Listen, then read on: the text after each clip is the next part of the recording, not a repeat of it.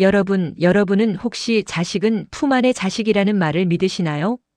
30 넘은 아들이 결혼해서 가정을 꾸리면 이제는 남의 집 귀한 자식이라 생각하며 뒤로 물러나는 게 부모의 도리라고들 하죠. 저도 그랬습니다. 명문대 나와서 이름만 대면 다 아는 대기업에 떡하니 합격한 내 아들 민수.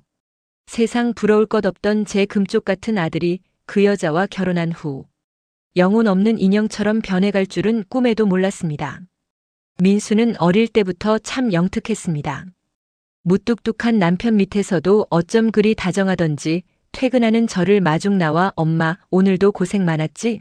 하며 제 무거운 장바구니를 뺏어들던 듬직한 녀석이었죠. 그랬던 아들이 지영이를 데려왔을 때 저는 그저 좋았습니다.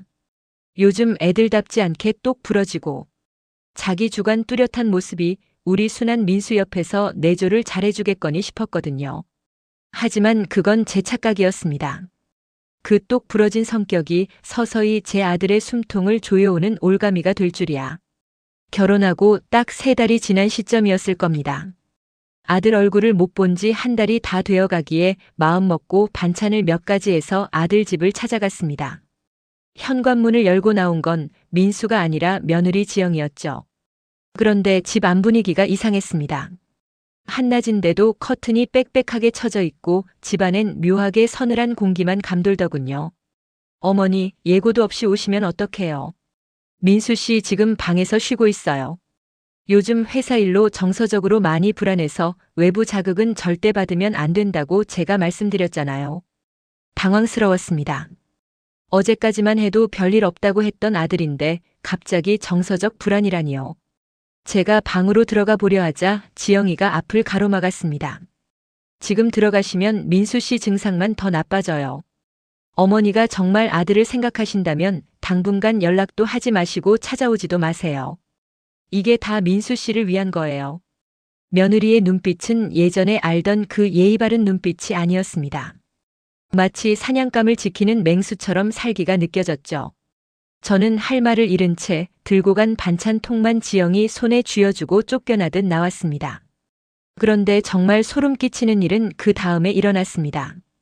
엘리베이터를 타려다 깜빡 잊고 온 휴대폰이 생각나 다시 문 앞까지 갔을 때였습니다. 현관문 틈 사이로 들리는 소리에 제 심장이 돌덩이처럼 내려앉았습니다. 민수 씨 봤지? 당신 엄마라는 사람, 당신이 아프다는데도 자기 정성만 중요해서 이런 짜고 매운 반찬이나 들고 오는 거. 이런 게 다 독이야. 위생 상태도 믿을 수 없는 걸 당신한테 먹이려고 하네. 그리고는 이내 툭 하고 무거운 게 쓰레기통에 처박히는 소리가 났습니다. 밤새 잠 안 자고 볶고 묻힌 나물들, 민수가 제일 좋아하던 소고기 장조림이었습니다. 지영이는 현관문 앞 쓰레기통에 제 정성을 그대로 처박아 버렸습니다. 눈물이 핑 돌았지만 차마 문을 두드리지 못했습니다. 그 안에서 들리는 아들의 대답 때문이었죠. 지영아, 미안해. 내가 생각이 짧았어. 당신 말대로 엄마는 날 전혀 이해 못하는 것 같아. 버려. 다 버려줘. 제 아들의 목소리가 아니었습니다. 항상 생기 넘치던 목소리는 어디 가고 마치 최면에 걸린 사람처럼 흐리멍덩한 대답만 들려왔습니다. 무엇이 제 아들을 저렇게 만들었을까요? 그 똑똑했던 아이가 왜 며느리의 말 한마디에 자기 부모를 원수 보듯 하는 걸까요? 저는 그날 집으로 돌아와 밤을 꼬박 새웠습니다. 단순한 고부 갈등이 아니라는 확신이 들었거든요. 지영이는 지금 민수의 인생을 통째로 장악하고 저와의 연결고리를 하나씩 끊어내고 있었습니다. 하지만 저는 이대로 물러날 수 없었습니다. 인자한 시어머니는 그날로 죽었습니다. 내 아들을 되찾기 위해서라면 저도 악마가 될 준비가 되어 있었으니까요. 그런데 여러분, 제가 더 깊이 파헤치기 시작했을 때 발견한 건 그저 며느리의 독한 성격만이 아니었습니다. 그 집에 굳게 닫힌 방문 너머로 제가 상상조차 하지 못한 끔찍한 진실이 숨어 있었죠. 지영이가 매일 민수에게 먹이던 그 정체 모를 알약. 그것의 실체를 알게 된 순간 저는 피가 거꾸로 솟는 기분을 느껴야만 했습니다. 서서히 밝혀지는 며느리의 소름 돋는 계획. 과연 지영이 민수를 가둔 진짜 이유는 무엇일까요? 여러분, 내 자식이 내 눈앞에서 서서히 죽어가는 걸 본다면 어떤 기분이 들까요? 단순히 몸이 아픈 게 아닙니다. 영혼이 갉아먹히고 정신이 무너져 내리는 아들을 보며 저는 제 심장을 도려내고 싶었습니다. 그날 그 집의 현관 비번이 바뀐 걸 확인하고 저는 결심했습니다. 무슨 수를 써서라도 이 집의 안을 들여다봐야겠다. 인자했던 시어머니는 이제 없습니다. 자식을 살리려는 본능만 남은 한 여자가 있을 뿐이었죠. 며칠 뒤 지영이가 외출한 틈을 타 저는 미리 불러둔 열쇠 수리공을 동원했습니다. 손이 덜덜 떨렸습니다. 혹시라도 지영이가 돌아올까봐 혹은 아들이 정말 잘못되어 있을까봐 무서웠거든요. 마침내 문이 열리고 들어선 집 안은 사람이 사는 집이라기엔 지나치게 고요했습니다. 안방 문틈 사이로 희미한 빛이 새어나오고 있었죠. 저는 숨을 죽이고 그 문틈으로 안을 들여다봤습니다. 그리고 제 눈을 의심했습니다. 아들 민수가 침대맡에 힘없이 앉아 있었고 그 옆엔 돌아온 줄 알았던 지영이가 서 있었습니다.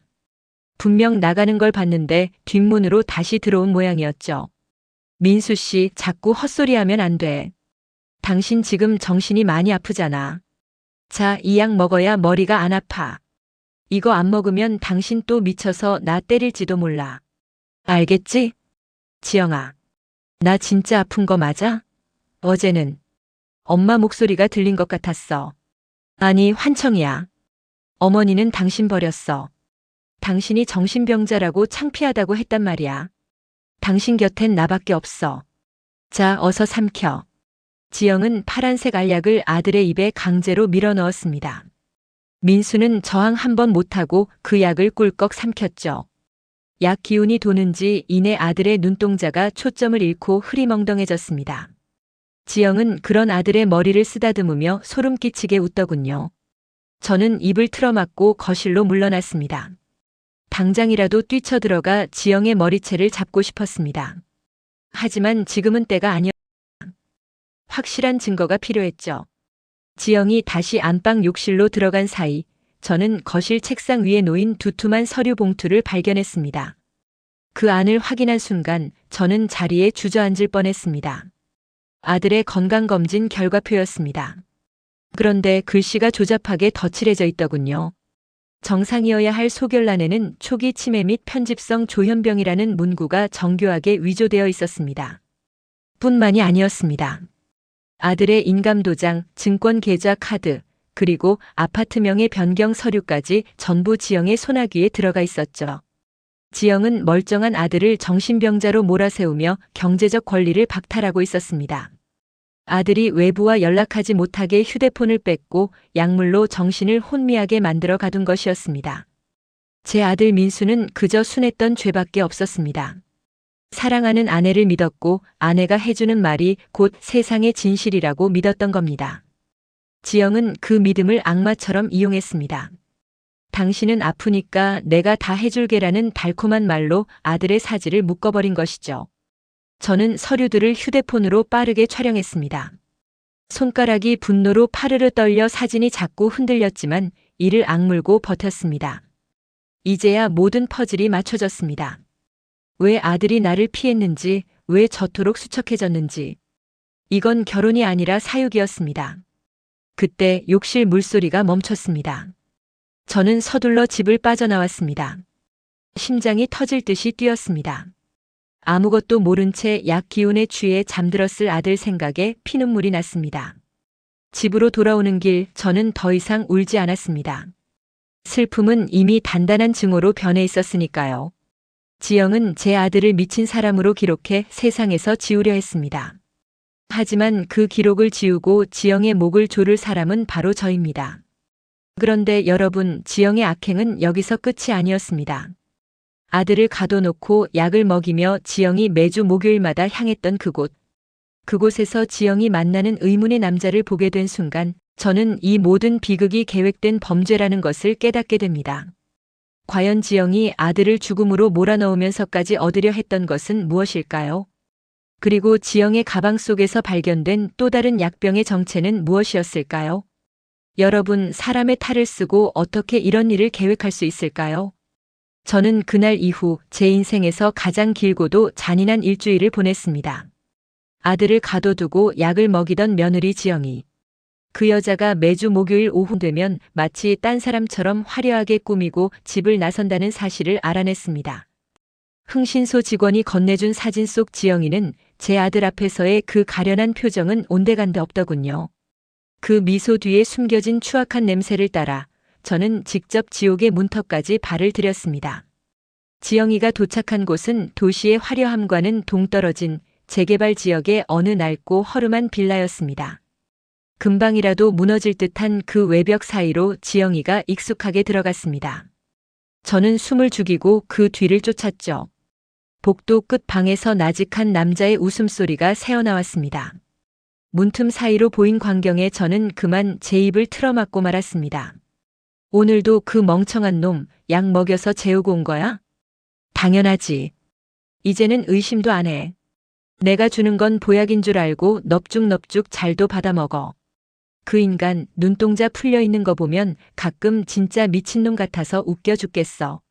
제 귀를 의심했습니다. 사랑한다며 제 아들을 보듬던 그 입에서 나온 말은 칼날보다 더 날카롭게 제 가슴을 후벼 팠습니다. 더 충격적인 건 그 남자의 정체였습니다. 지영이가 결혼 전 사고로 죽었다며 눈물을 흘리며 말했던 전 남편이라 속였던 오랜 내연남이었습니다. 두 사람은 처음부터 제 아들의 재산과 목숨을 노리고 이 연극을 시작한 것이었습니다. 방 안탁자 위에는 낯익은 서류 봉투 하나가 놓여 있었습니다. 남자가 그것을 흔들며 낄낄거렸죠. 보험 증서 나왔어. 사망 시 수령액이 20억이네. 민수 명의로 된 연금이랑 아파트까지 합치면. 와, 우리 진짜 은퇴해도 되겠다. 조금만 더 참아. 그 약 매일 조금씩 먹이고 있으니까. 부검에도 안 나오는 성분이라잖아. 의사놈들조차 심장마비나 돌연사로 결론 낼 거야. 정신병력이 있는 놈이 극단적인 선택을 했다고 해도 아무도 의심 안 해. 피가 거꾸로 솟는다는 게 이런 기분일까요? 제 아들은 지금 사랑하는 아내에게 서서히 죽임을 당하고 있었습니다. 지영이가 매일 먹이던 그 약은 정신과 약이 아니었습니다. 심장에 무리를 주고 정신을 쇠약하게 만들어 결국엔 숨을 멎게 만드는 금지된 독약이나 다름없었습니다. 지영이가 화장실을 간 사이 남자가 잠시 자리를 비운 찰나였습니다. 저는 미친 듯이 문을 열고 들어가 탁자 위의 서류들을 카메라에 담았습니다. 보험 수익자 성함란에 적힌 이지영 석자. 그리고 그 옆에 놓인 작은 약병들. 라벨조차 붙어 있지 않은 그 투명한 액체들이 제 아들의 생명을 갉아먹고 있었던 겁니다. 복도를 빠져나오는데 다리가 후들거려 몇 번이나 벽을 짚었습니다.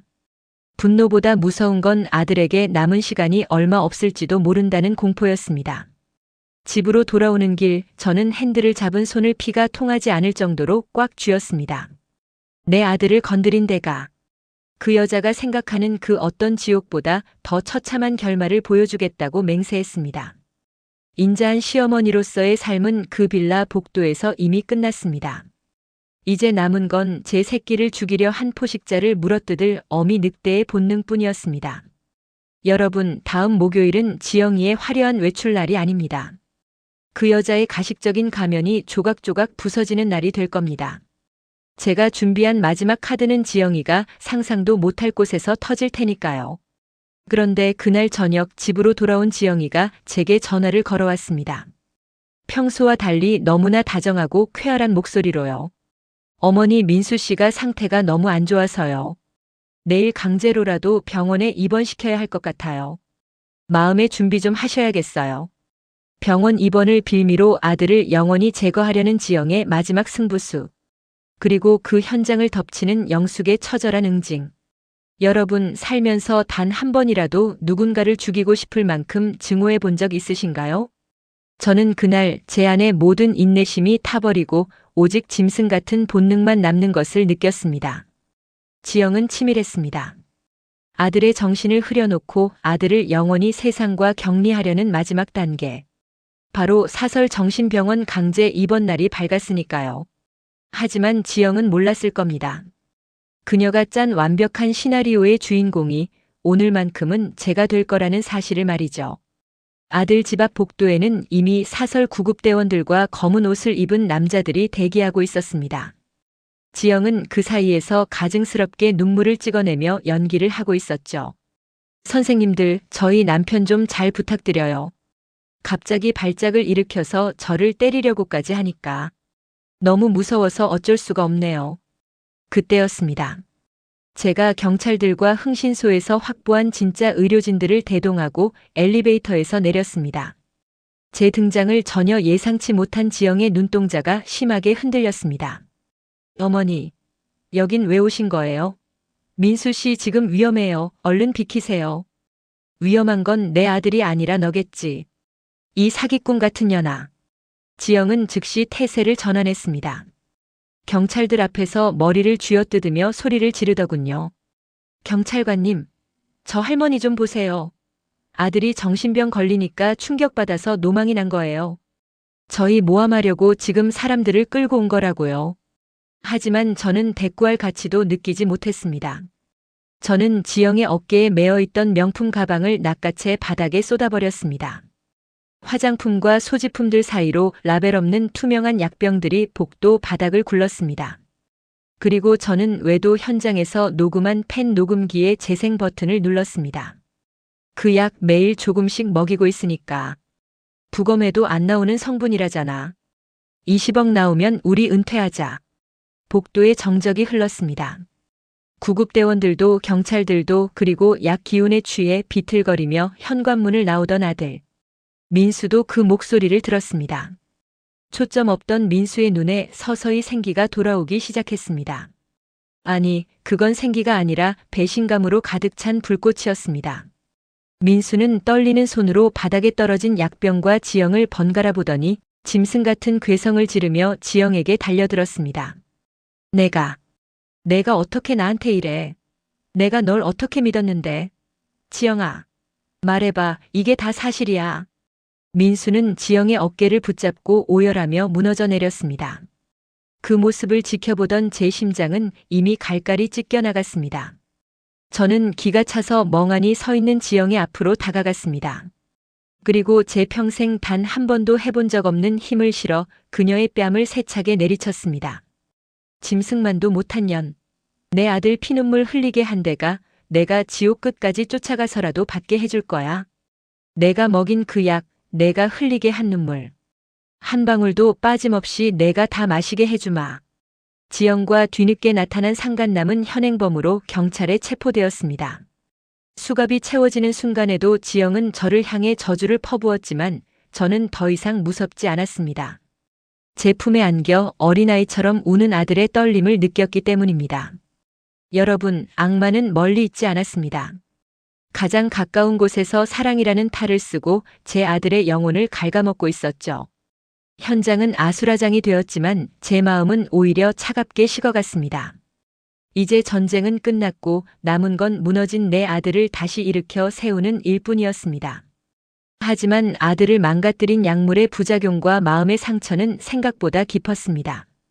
과연 민수는 다시 예전의 밝은 모습으로 돌아올 수 있을까요? 그리고 지옥 같던 이 집안에 다시 봄이 올 수 있을까요?